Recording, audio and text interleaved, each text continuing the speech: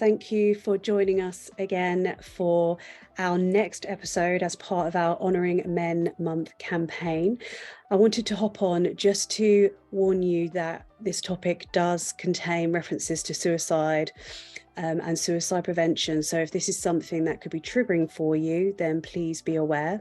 We will provide some links to resources and support at the end of this video, and also in the description and comments. We hope you get as much out of watching this interview as we got out of taking part in it. So once again, thank you for joining us. So hello, Tom. It's an absolute delight to have you joining us today for the Diversity Alliance campaign, which is really all about honouring Men's Month and honouring men. And also it's about men's mental health this month as well. There's a lot of kind of focus on that area. And we've been following you for a while on social media, and the story that you share and the way that you're vulnerable, you show empathy, and you're really honest and raw as well. I think that is something that people are often kind of scared to do, and often can find quite challenging to hear or even to watch. But we think it's really, really valuable. And going by kind of your feedback that you've had from people who have listened to your story, people want to and need to hear it. So, I mean, I shouldn't really say this, but I think we're really excited about having you in particular on. So thank you so much for joining us. Oh, thanks for the invite and the opportunity. Thanks. It means a lot that you reached out, and yeah, hopefully help some more people. Yeah, it's all we can do, isn't it? And share, talk, and see what happens. But to start off, let's start nice and easy. Why don't you tell us a little bit about your background, and we'll start with your professional before we start kind of delving in a little bit deeper into your personal life and experiences. Yeah, so obviously I am speaking as an individual, not on behalf of my company. Obviously, clear all that like legal stuff out of the way. I once upon a time used to be a police officer. Did that for 4 years. Left there. Wasn't for me. Ended up at a trade association. Did a couple of years there, and then moved to Clarion about 7 years ago. And just sort of joined as a marketing exec, and now I'm sort of looking after sort of marketing operations and stuff in the portfolio there on the management team. So they've looked after me well, and yeah, that's what I do now. I've got a quick question actually, because you said just as you were kind of introducing what your kind of professional experience has been, you mentioned being a police officer, but you said it wasn't for me. Why wasn't it for you specifically, do you think? I think the shortcomings of the Met Police are well publicised. I enjoyed the first 2 years, which I don't know what comes under the Official Secrets Act. So if the door bursts open and I get dragged away, that's why. Stop! No, please don't say that. But no, the first 2 years, I don't know if it's still the case. You're put on like response team, and you go out to 999 calls, and you deal with stuff like that. You don't really deal with the nitty gritty of policing. You deal with incidents, and you resolve incidents, and you don't see the politics of the police or anything like that. You just turn up, you deal with stuff and process people, and that's beginning to end. After those 2 years, you start, you get moved into a department, or you change over, and yeah, you start seeing sort of shortcomings of the police. You start seeing the shortcomings of society.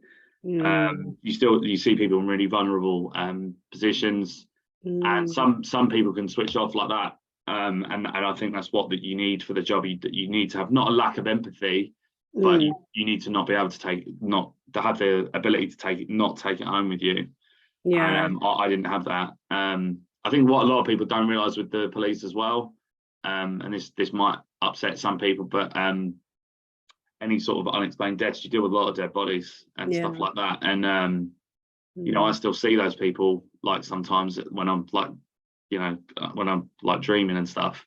It just wasn't for me. And then it all sort of culminated quite nastily, and I was out anymore.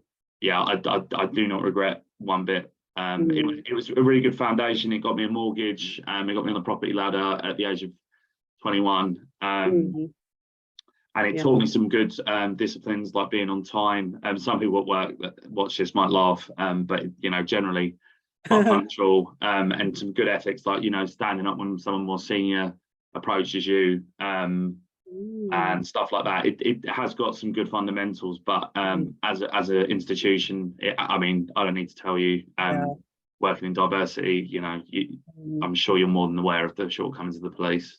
Yeah, yeah, indeed. Thank you for sharing that. And I think it's interesting that perhaps we do, or you do need to have a personality type to do that sort of job, where you can, I guess, divide and split your personal life away from the job and not let it creep into your personal life. And that's something that's not for everyone. I don't think I would be able to do that, for example, but you don't know unless you try, do you, at the end of the day? So you had the experience, you learned from it, and then we move forward. But I'm going to ask something. So I'm going to ask, how are you today?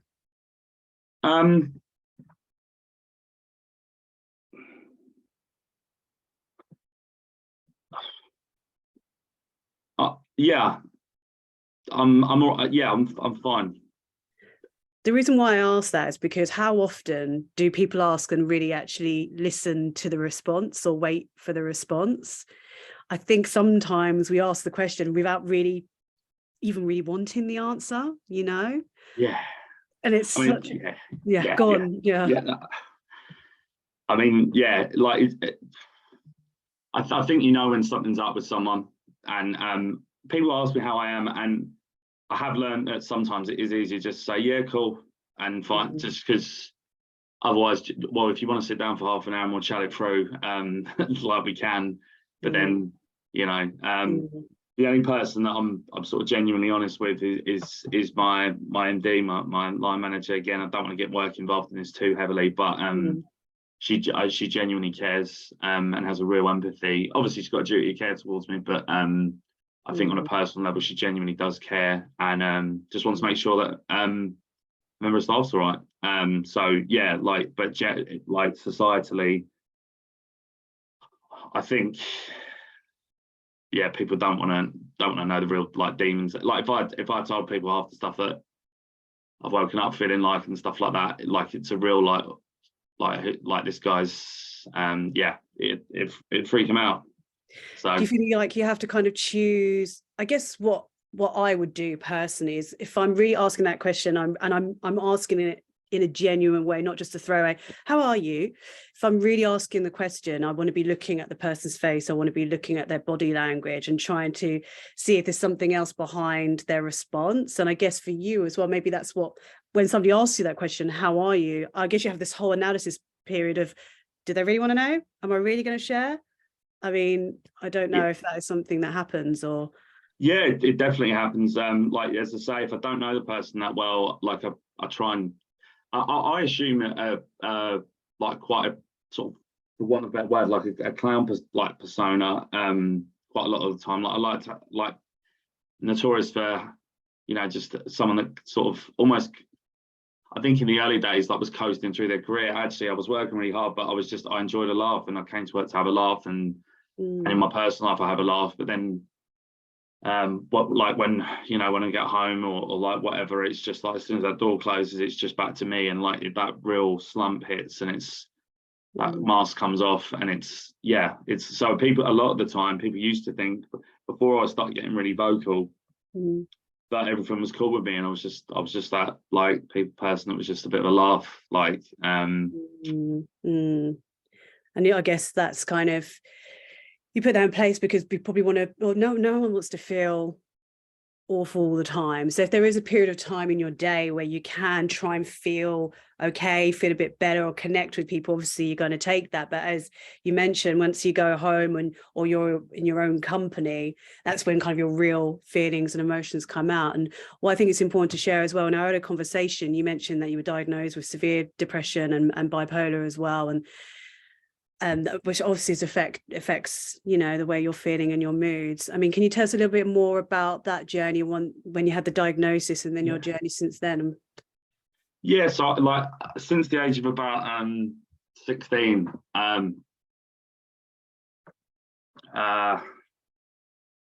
sorry, That's okay. Take your time. Since the age about 16, like there's, I've always known there's been something wrong, and like just just not feeling normal, and like not feeling part of like everyone else. So like the depression side of things has never been a secret to me. And I guess when you're 16, you don't have, or in your early 20s, you don't have that many highs and lows. You don't have things like bonuses and, you know, like, well, you do have relationships, but like not quite on the same scale as when you enter your late 20s, 30s. And so you don't notice your peaks and troughs as much, which is what bipolar is all about. So I think bipolar often gets misdiagnosed as just depression, because you're only noticing just, oh, I don't feel my normal like 7 or 8, because I mean, when you're a kid, everything's awesome. Like school's great, like, well, like for most people, you're with your mates most of the time, you don't have a mortgage and stuff like that. Yeah. Whereas when you enter later life, of course, like you have more peaks and troughs, like you have relationship issues, or the lack of a relationship, or whatever. You've got your mortgage, you've got bills, you've got work, like ups and downs. So it got to a pretty severe level, and I knew it wasn't depression. So I went to see a specialist, and like within about 5 minutes, the guy was like, "Yeah, you've quite clearly got bipolar. Like it's quite clear that's what you've got." It wasn't a relief to me, because I sort of knew, like I'd heard quite a lot about depression. There's actually different types of bipolar. So like Kanye West, bad example to give, given the like last couple of weeks he's had. I don't really like referencing that guy, but he's got I assume the type 1 bipolar, where you only experience mania, where you don't have the crushing lows, which type 2 you get both. You can be someone, I won't say who, but said that I have a devil and an angel side, and that you'll have 30 days of living a normal life, but then you'll have a day or two of crushing, like worse than normal depression, where you can still be effective, you can still have your place in the workplace, and you just need to some people just need to get on with it. But then you have this day or two of mania, this brilliance, this stuff that other people can't do, including yourself, and you manage to work it like something clicks. And so in a way, sometimes I don't like to suppress the bipolar. It's a really odd, but it's something that I've heard from other people. Like it's just this other side of me, this angel side, that just takes over. How did you feel about that description, like devil and angel side? How do you feel about that? I think it's incredibly appropriate, because the devil on your shoulder is telling you. Like I had to take down the mirrors in my house, because I didn't want to look at myself, and I just couldn't bear looking at myself, and you know, I didn't want to put my camera on Zoom on, because I didn't want to see myself, and that became more common, and that became part of my everyday life. That happened for like a long time, but then the angel side, I mean, this is completely inappropriate, but like, you know, you feel like this like level of charisma, like you've taken some sort of drug or something. Like you can go and speak to anyone, like at a networking event, you can go and speak to anyone, be confident, be reassured of yourself, carry yourself a certain way. You're like try and make like, you know, make other people laugh at work and stuff, or in your person, like more so in bars and stuff like that. You just feel this invincibility, and it is, I think it's a very accurate and a very apt description, personally. Yeah, I mean, you've okay, so I want to go to when you started sharing, I guess, your story online, because you've impacted, you know, over like 200 people more with you sharing your story. When was that moment? And the reason why I thought about it, I'm just trying to give you my train of thought, is obviously you mentioned, you know, didn't want mirrors in your house, you didn't want to look at yourself.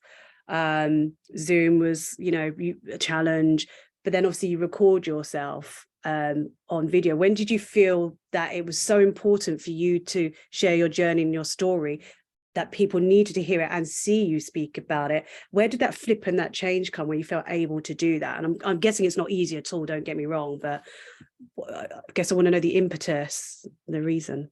Yeah, so it started off in the first lockdown and the first, like when COVID first hit. All I kept seeing on LinkedIn and everywhere, Twitter, the news, everywhere, was all this bad news and stuff like that. So it started off as just like some positivity stuff, like here's some stuff that people are doing that in my circle. We did some charity work. Me and a couple of mates just banded together and did some charity work, like crowdfunded. Everyone gave like a $5. We ended up redecorating the Scouts Hall. So Nice. it started off as just posting out stuff like that, just to break the noise, like, because it was affecting me. I don't know where these people that counted COVID deaths were when, you know, like X amount of people a day lose their life to suicide, 3/4 of them being men. Over 2,500 people died from suicide. I don't see a count on the news still for that, or much coverage. But anyway, that's a different story, and something not to be angry. No, I totally agree with you. It's silent. I don't know why we're not talking about it, but this is why we're here today having this conversation, because we need people talking about it out in the open and mainstream, you know. But so it went from the positivity stuff. Then the sector started to pick up and stuff like that. So I felt like it had sort of run its course. So like I felt like I'd done my bit. And then I post quite a lot on Instagram, like quite sort of like stuff I probably wouldn't post on LinkedIn because it's not always suitable. Yeah. But I just decided one night just to post something on Instagram, because I'd spoken to a few people in person and they said how they were fit. Like we done something internal at work that was just out to people, which I won't get into too much depth into, but people came back to that and said, thanks so much for doing that, because I've been going through some stuff. And that was just to a handful of people, and we had that response. And I was like, if I just put out something on LinkedIn and just be honest with the industry, how I'm feeling and some of the like challenges I've had, it might make other people that are going through similar stuff feel normal and feel like, oh, well, like I'm not blowing my own trumpet, but I haven't got a terrible career and I haven't done too badly, and I'm not just some social outcast just sitting, you know. I just thought that it might empower some other people. And the first video I did, like honestly, I had my LinkedIn inbox was rammed full of people asking about, even if it wasn't them, about their partner, or I'm really struggling because, you know, XYZ. And then it just made me like, then I gave that a little rest for a little while, and then I just did a second one. I think it was mainly spurred on by the murder of George Floyd. Like someone who I won't name posted something on LinkedIn about being the only black face in a room. And I thought that is if someone can express that, but he wasn't saying anything by it. It was just his account of what is his life. And I thought, if you can show that vulnerability and that honesty, like what I'm going through, like I can do that, and hopefully have the same effect. So that's how it all came about. But as I say, my inbox was rammed. And then the second time again, like, and then the final like touching bit was like I still to this day get people and of varying seniority and like different, like just people you just would not think just come up to me and say, like, thanks for saying what you said on Instagram. Like I was going through a similar thing, or like I've got a sister, or I've got a whatever that's been going through it, and I showed them that bit, like, and it's incredibly humbling. And but I guess that was the point of it. But I never expected it to go beyond my social circle, to be honest. Like it was never like clout or anything like that. But I mean, didn't you get like feedback as well that you potentially saved like 2 lives from having this conversation? It just shows how important it is. Do let me know if you want to pause for a second. That's cool. Yeah, so I've got two text save on my phone, and they're basically both basically I'd help save their life. And like I've done a lot of bad stuff in my life, and I just I think what more like what's better than that? Yeah, exactly. It is. That's a huge deal. It's a huge deal, and it's because of your openness and honesty that people felt that they could reach out and speak with you. And it takes such courage and strength when it's something that, you know, well, you're not a professional, so you're not a professional psychologist or counselor, you're experiencing this as well. And to be able to go out and still have the energy, the drive, the willingness to support others who are going through the same situation is really remarkable. It truly is. So, you know, really salute you and thank you for continuing to kind of be you and talk about this. And I really hope this video spurs people on to either seek out support or find someone to speak to if they can, you know, and for people who are worried about other friends or family, or so people in a social circle, to maybe take a little bit of time to notice a bit more people's demeanor, how they're feeling. Has anything changed about the way they're speaking or acting, or, you know, whether that's drinking more, you know, getting more drunk, substance abuse, things that just varying changes, and noticing those things about each other rather than kind of brushing them away or sweeping them under the carpet, you know. Yes, it's a tough one. Yeah.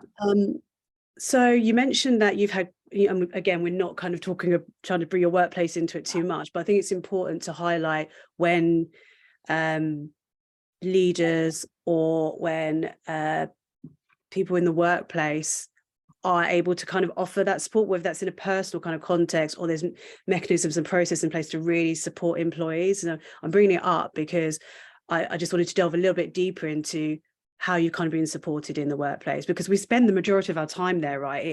It's kind of important to, you know, to feel like there is support there. So when we know somebody or a company's doing it well, I think it's important to mention it if we can. Yeah. Like obviously, I'll be careful what I say, but like, I mean, there's nothing negative. There's no negatives to say about my place. So, you know, hopefully they don't mind me speaking, but I'm going to soon find out. Oh gosh, quick, I could post it, Gabby, share. Oh, too late. No, I'm joking. I'm joking. I just think into so someone like me, I'm very vocal about not very vocal, I'm vocal about especially to people like that know my team. I actually speak with them and let them know, like, look, just so you know, I've got this, it shouldn't affect our working relationship. For some people, I understand it can, like, you know, my specific like set of circumstance, like I just let them know, and it's sort of very apparent. I think it's, you know, a good leader would check it, like if someone say isn't as vocal and is going through, let's just call it a rocky patch, just a rough patch, where I don't know, anything like their relationship could be on the rocks or something like that. I know that's not the same as depression, but I mean it can lead to depression. It's just, I think that question, how are you, and as you say, the body language, alcohol, substance abuse, you know, I'm not going to say I'm a how can I say this, 100% clean living. Yeah, I can't say, yeah, like I've always, you know, and I've always like been, you know, an angel, but there are people that very clearly are starting to spiral, and you just I think a good leader can spot that out. You know, I think one thing is like personal appearance, and like I am friends with people that have hit rock bottom, and their personal appearance, that like their house, like they don't, like, because they're abusing substances or whatever, like that's just their thing. Like they're not taking pride in their work, they're not taking pride in their appearance, they're not taking pride in anything really, because they've given up. That's at a very extreme level. But I think just that, how are you, and just like just touching base with them, not getting it too invasive, just making sure everything's okay. I mean, I have a good relationship with people that I interact with. If for 1 minute I thought there was something wrong, I'd speak to the line manager.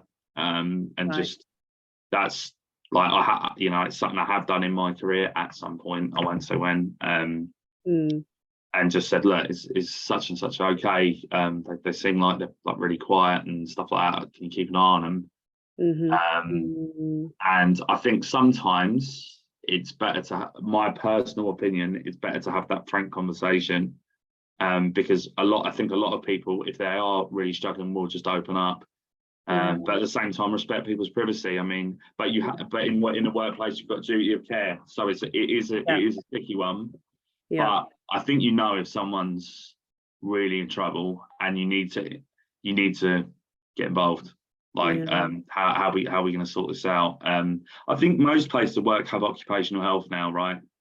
Well, depending if it's a large corporate, yes, but I guess if it's a smaller SME or something like that, not necessarily. But I guess then in place they might have training around mental health first aiders and things like that as a substitute, I guess. But we've actually at work we've actually got both. We've got mental health first aiders and occupational health. But all I was going to say about the occupational health, when I was speaking to the nurse, because she was one of the people I spoke to, she said in the 80s and 90s it was predominantly to do with is it ergonomics, like the way your seats, like I can't come back to work because my back, blah blah. She never deals with that anymore. It's all mental health. How do you think, because I've noticed and became aware and been aware that through lockdown and pandemic, and now even kind of post, I guess, pandemic, I've noticed a lot of changes in people close to me. Do you think this is the lockdowns and the pandemic exacerbated mental health issues? And I mean, I'm asking your opinion. You don't know the stats as such, but from kind of your interactions with others or the messages that you're getting, do you think that definitely had kind of bearing on increasing? 100%. Yeah, like speaking personally, like I used to be so confident around people and just so I mean, I probably, if you ask most people that know me, overbearingly so, but now I have lost that edge a little bit of being able to not being able to speak to people, but like large crowds and stuff intimidate. Like I went to a Tottenham game. And it never has bothered me before, but as we were exiting, there were probably it's I think it's like a 70,000 stadium. And as we were leaving, there was just this huge crowd of people, and I sort of like started getting like not anxiety. Let's call it anxiety around it. But I've noticed even interacting with people, like people are still adjusting again to sort of dealing with other human beings in person, I think. I like not having to unmute myself. That's one positive. But it's so lockdown crushed me. The third one like broke me. Like I won't like it. I live on my own. Same. Nightmare, right? It broke me. Like I just wanted to see my friends. I wanted to go down the pub. I just wanted to go into work. I just wanted to do stuff. And I was just sitting in this, trade talk, like 15 by 15, room, like just on Zoom calls and just like, it was hot. I couldn't do it again. I've got to be brutally honest. I don't know what would happen. I feel you on that one, and I hear you with that one completely. And I guess that was your escapism before, was being able to go out to the pub, going to work. That was your relief almost in some ways, potentially. I don't know, I'm making an assumption, obviously, but I feel the same way as you. I'm an only child, and I used to be, and I lived with my grandmother who was quite old and wasn't very well. And so I just wanted to always be out of the house that I lived with her, because it was quite weighty. It was quite heavy for a child to be living in that kind of environment, I guess. So I was constantly out from morning till like it was dark. And that's really stayed with me as an adult as well. I just must have that habit that I can't bear to be inside. I feel really, really trapped if I'm indoors and I can't go out. And I used to be one of these people who was out like every single night, not always partying, but just socializing or going to the cinema or dinner or whatever. But I hated being indoors. So obviously, and I've actually got claustrophobia as well. So when lockdown happened, absolute nightmare. And like you said, that third one, I was like, I cannot do this again. I actually moved up north to be closer to a friend with a house in case we went into another lockdown, so that I wouldn't be alone. Because I was like, there's 100% no way I could do another one by myself. No way. And one thing that I did have as a saving grace, I guess, was that I gave up drinking around 3-4 years ago. And I don't know how I got through the lockdown without having a drink, but I'm like, I am so glad that I wasn't still drinking, because I would have drunk myself into oblivion, essentially, if I was still drinking. So I was so glad that was something that I, wasn't doing. I did smoke about 1 million fags, but gotta have something, right? Yeah, you gotta have one vice on the go. I mean, but now I'm a lot more reclusive, which is so unlike me. I'm exhausted seeing people and being out now, and I was never like that. I find it makes me uncomfortable. Yeah, I completely agree. Yeah, and it going from one extreme to the other, I just never thought it'd happen, but there we are. Yeah. Well, let's forget about the lockdowns and pandemic. I just hope we don't have to go through another scenario. I ain't doing it. I'll tell you now. I'll put it on record. I ain't doing it again. Come to Costa Rica with me. That was my plan. I'm getting out of the UK was the plan. So I think what I'd like to kind of look at now a little bit is, I feel like, and I don't know because I'm not in this position. Number one, I'm not a man, and number two, I haven't been diagnosed with suffering from depression or bipolar or anything like that. But so I really would like your kind of insights and feedback on this, I guess. But why do you think there is a stigma around having these conversations still, as we're becoming more of an open society? I know as soon as you open your mouth and say that you struggle, like, again, I'm only speaking about my little circle. So bipolar, depression, ADHD. As soon as you admit to having any weakness or any social disorder, or it even extends beyond, like, mental stuff. Let's not even go down that road. But I think it's people just jump to weak. Like, weak is that, like, right. And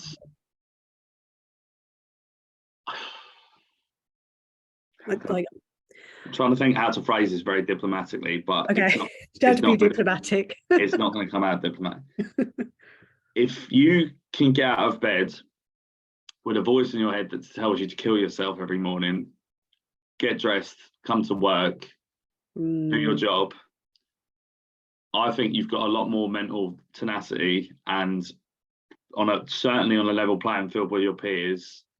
And if anyone wants to call me weak to my face, or people that are in the same boat that I know go the exact same struggle, and then at night, it's that as soon as you close that door again, you're nothing, you're a nobody, you're all these things in your head, but still do your job, still perform. I don't think that's, if that's weak, then I'm weak. But I think that's what it is. I think people are too scared. We don't live we're not in caveman time, or cave people. Cave people. Cave people. Love it. Where the alpha male does not exist anymore. Like, Our environments have changed. Everything's changed. It's not the same anymore. Like, we don't need to abide by those old, outdated rules and stereotypes. That's it. You don't need to go out and chin a buffalo for your dinner. Like, you can just go out to a restaurant. Like, it's perfectly fine to and the first part of solving a problem is recognizing there is one. And all the time, just because you won't accept that you've got a mental illness, it doesn't mean that you haven't got one. And I'm not saying that everyone has got one. Like, you don't, it's not a badge of honor. I would give anything. I would give this house away to trade in to not be mentally ill. Like, I don't want this. I never asked for it. I don't want it. But it's the card of the dealt, and you've just got to get on with it and seek help and get on with it. Not in the get on with it ways of like ignore the previous generations. But I just think it's just, it's that just association with weak, and I think it's a very dated concept. And actually, it not even when I'm recruiting and stuff like that. If someone showed a bit of vulnerability or something like that, I certainly wouldn't hold it against them. And I actually think it speaks more to your character that you've sort of acknowledged it, and that just don't work for me. I agree. That's how some people work. Yeah, I personally agree with you in that if you can, as you said, get up each day and deal with what you're dealing with and be resilient and still show up, that's incredibly brave. That's incredibly strong. You're an incredibly strong person to be able to do that. So I 100% agree. But I wonder also how many men truly would think that was a weakness anyway, if we really, really spoke about it, really, if it was an anonymous kind of, I don't know, questionnaire or something like that, really, how many men would think these things are weak? I don't think as many as we would assume. But I do wonder, what are women's roles in this, though? What are we putting on masculinity and men to perhaps make them feel that they have to be or behave a certain way? What can we be doing different as women? Don't know. I've got to be. I probably wouldn't lay the blame of this at women's feet. I've got to be honest. I think it is a male thing. Obviously, like maybe society does dictate that you need to be that way. I've never seen it that way. But like, I don't know. I just think the only thing I would say for women, it like just that, do you know, some of the most supportive people that I've spoken to have been women, probably because of the amount of what's the word I'm looking for? Not bullying. The amount of sort of criticism and the amount of hurdles and stuff that women have had to jump. They understand and spot these things and are in a better position to support.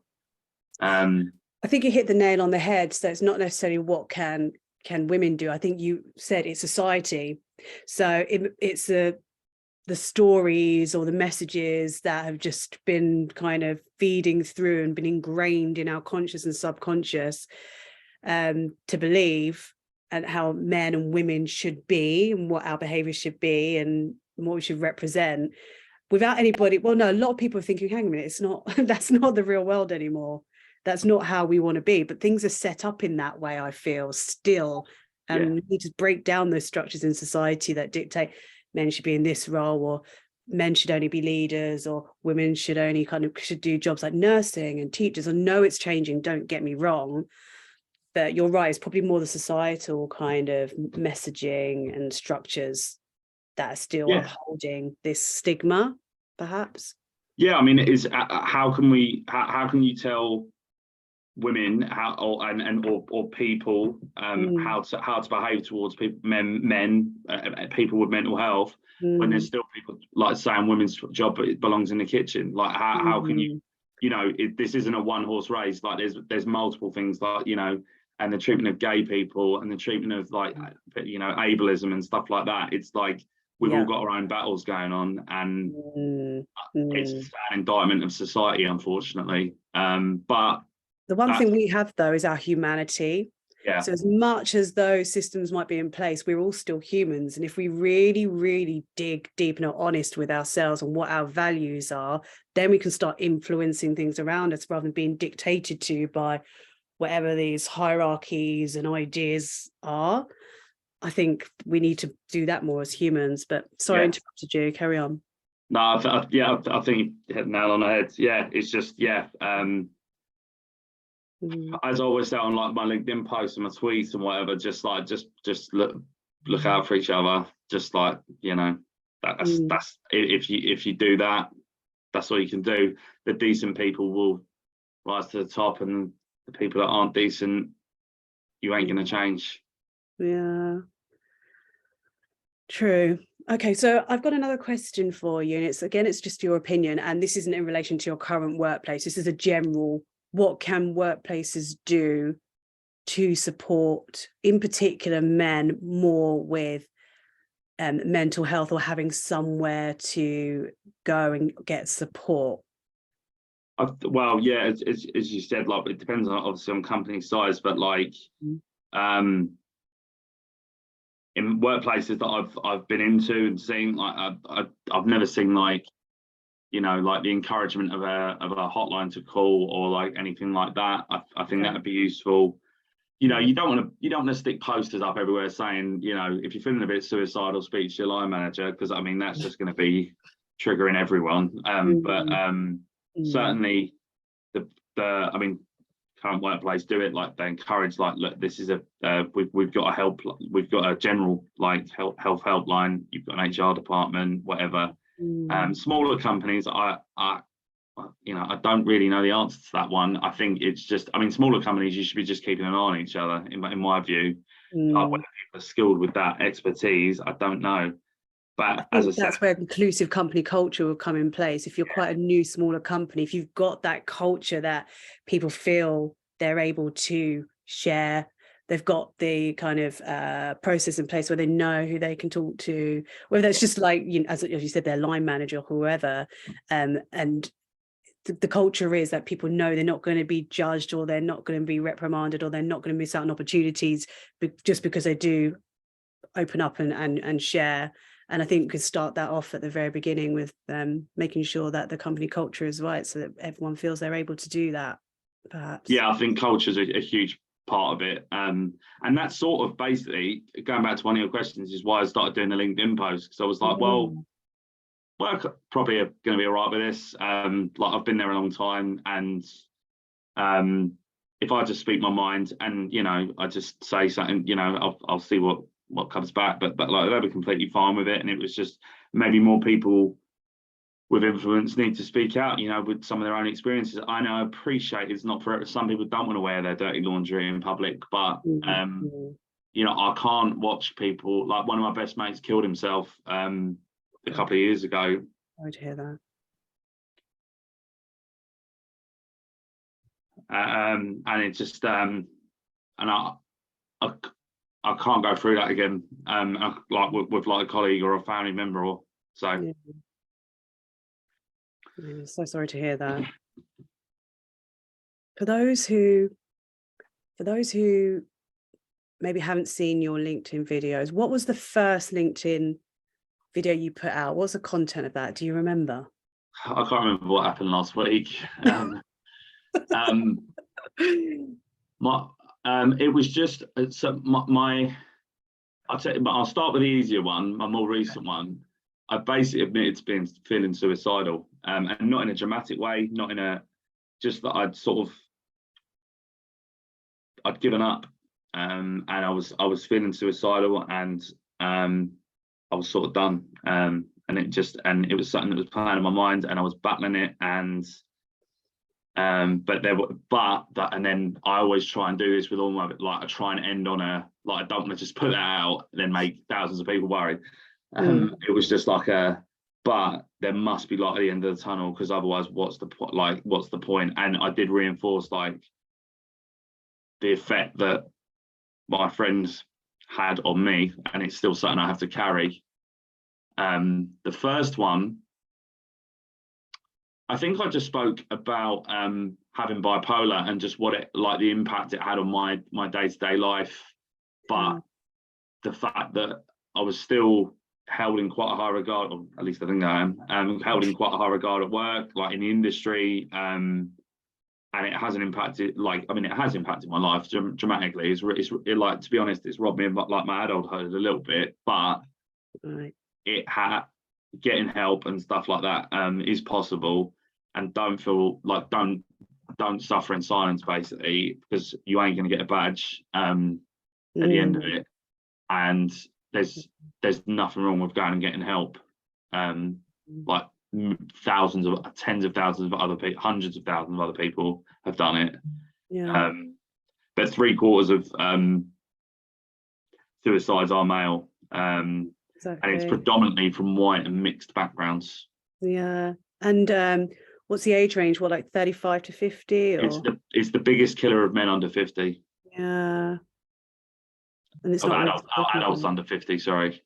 So it's just not really spoken about. And as I say, with all of these kind of campaigns and topics where we're focusing on different communities and groups and their experiences, like just because it is like Mental Health Awareness Month doesn't mean we just all talk about it then, all kind of commit to doing something, or and then not carry on with that support and that discussion after the event. We're here to stimulate the conversation, but it needs to continue. It's not for a month, or, you know. Would you be happy to kind of share with us, and feel free to obviously say no, what sort of support you get or have received? Yeah, so I don't receive at the minute any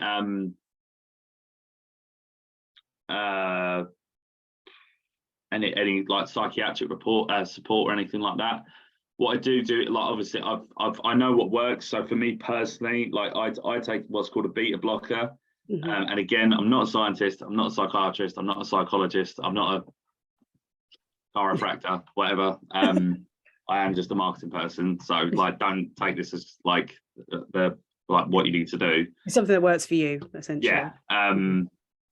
Take a beta blocker, which is basically, if I feel a bit anxious or I feel a bit stressed or whatever, it's just something that stops a signal being sent from your brain, and just it just calms you down almost immediately, and just enables you to get on with your work. You completely compass mentis.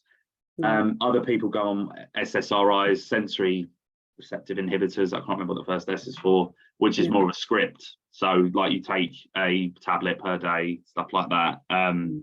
But I take it's called propranolol. I've probably said that wrong.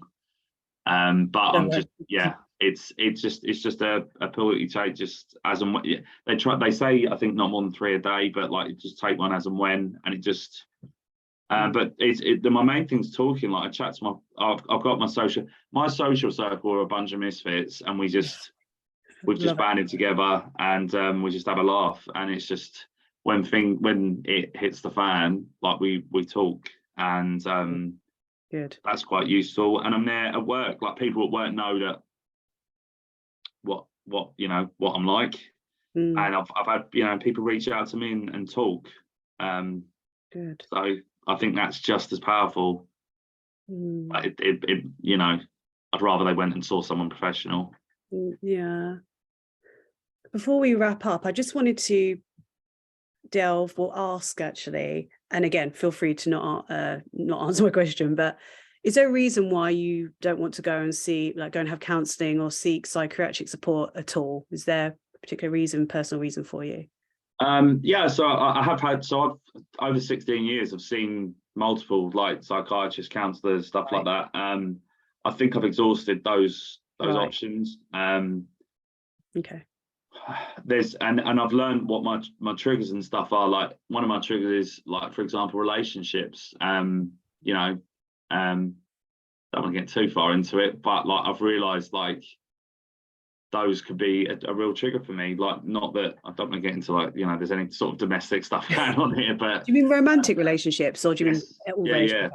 Yeah, just like they don't always sort of they just don't seem to ever click, and it's caused real stress to me. So I'm not starting to actively pursue. Alcohol and drugs and stuff like that are other things that, if you're going to do them, either stop doing them or do them in a moderation. And if you're noticing a pattern of doing those things, and it then 2 or 3 days later having an impact, or the same day having an impact, you need to work out what's a priority. Is it your mental health, or having a drink, or having a whatever? But yeah, that's the only reason I have sought that help. But my sort of final resolution is like this medication. It seems to work. I still have crippling days, like mentally, but I do still seem to be able to get on with my work and stuff. But there's I don't know what the future holds, to be perfectly honest. Right.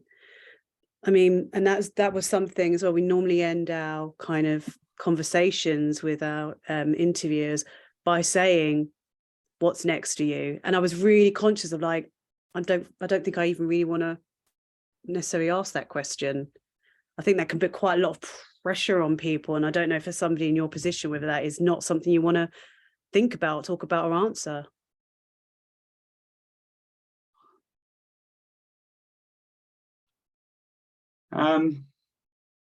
Is it a day-to-day thing, you know? It just take each day as it comes. What will be. I like helping others, so maybe there's something in that. It seems to sort of, but yeah, just on a mental, you know, nothing's guaranteed, but you know, as a very cliche saying, everyone dies, not everyone lives. So you know, just gotta get some hobbies, get some projects lined up, and yeah. Thank you. Now, I'm very aware that you, as you mentioned already, that you like to end on positive or end on a high. I mean, do you have a message for those people who are listening or watching today? Yeah. Don't have to positive, whatever. Say what you want, doesn't have to be positive, just what your message would be.